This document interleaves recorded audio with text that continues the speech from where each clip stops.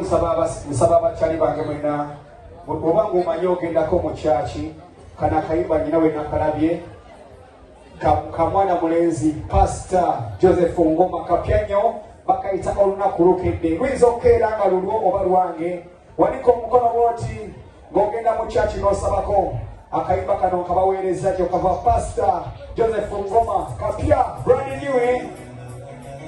Give the song. Wanika bwoti omukono Pastor Joseph Ngooma brand new olunaku lukedde. Tugendeko moyo before we start the party. Wanika bwoti omukono bwoti olunaku lukedde Joseph Ngooma. Bwoti wanika omukono bwoti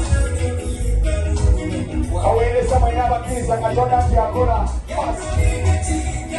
yakoledde buli kimu kyenina. Olunaku lwanjawulo lukedde.